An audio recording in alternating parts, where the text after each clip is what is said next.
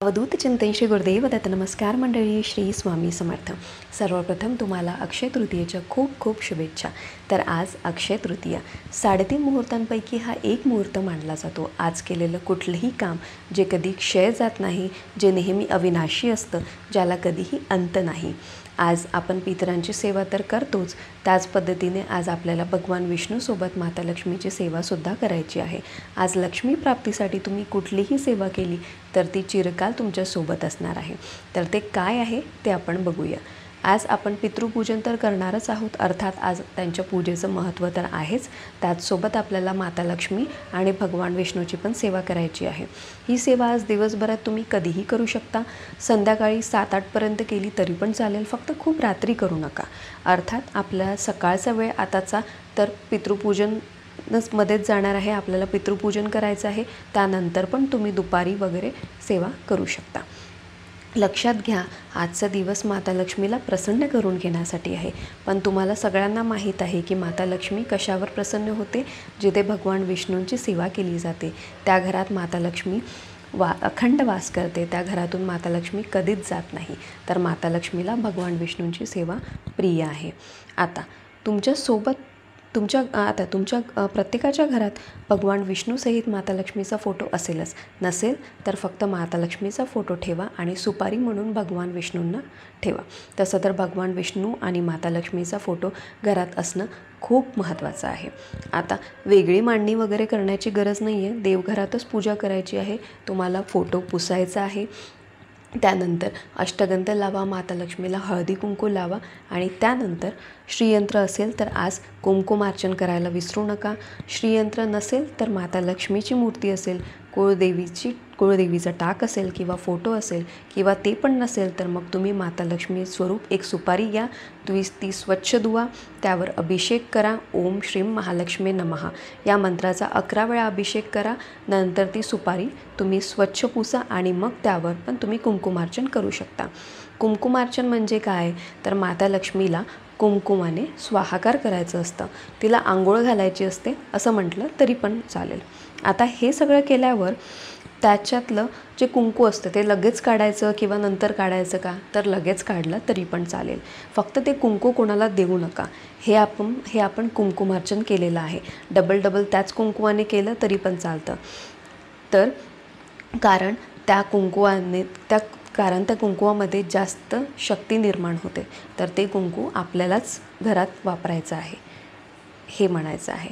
आता हे सगळं झालं की आपल्याला एक वेळा तरी श्री विष्णू सहस्त्रनाम स्तोत्र वाचायचं आहे. श्री विष्णू सहस्त्रनामावली आणि विष्णू सहस्त्रनाम हे 2 वेगळे आहेत. विष्णू सहस्त्रनामावलीमध्ये भगवान विष्णूंची वेगवेगळे 1000 नावं आहे. ज्यांना शक्य असेल त्यांनी आवर्जून एक तुळशीपत्र भगवान विष्णूंना 1000 वेळा अर्पण करायचं आणि भगवान विष्णूंचे 1000 वेळा नावं घ्यायचे. हे जर शक्य नसेल तर विष्णू सहस्त्रनाम आवर्जून पठण करा. यूट्यूबला लावून द्या आणि तुम्ही पण वाचा. यूट्यूबला लावून द्यायचं आणि मग आपले कामं करायचे असं नाही. ही विधिवत सेवा आहे जी तुम्हाला आवर्जून करायची आहे. हे सगळं झाल्यावर तुम्हाला 1 वेळा व्यंकटेश स्तोत्र वाचायचं आहे. 16 वेळा लक्ष्मी गायत्री मंत्र, 16 वेळा विष्णू गायत्री मंत्र, 16 वेळा कुबेर मंत्र, 16 वेळा नवार्णव मंत्र. तुमची कुळदेवी कुठलीही असो, तुम्हाला नवार्णव मंत्राचा पठण करायचंच आहे. कारण यामध्ये महाकाली, महालक्ष्मी, महासरस्वतीचं वर्णन केलं आहे. आणि 1 वेळा श्रीसूक्त फलश्रुतीसहित तुम्हाला म्हणायचं आहे. आणि महालक्ष्मी अष्टकमचं पठण तर करायचंच आहे. 1 वेळा, 5 वेळा, 11 वेळा जसे शक्य होईल तसं करायचं आहे. परत सांगते बघा, ही सगळी सेवा समोर बसून तुम्हाला करायची आहे. विष्णू सहस्त्रनाम पठण करा, 1 वेळा व्यंकटेश स्तोत्राचं पठण करा, 1 वेळा श्रीसूक्ताचं पठण करा, 16 वेळा विष्णू गायत्री मंत्र, 16 वेळा लक्ष्मी गायत्री मंत्र, 16 वेळा नवार्णव मंत्र आणि महालक्ष्मी अष्टकम म्हणायचं आहे. हे सगळं झाल्यावर 1 वेळा महाराजांच्या माळेचा जप करायला विसरू नका.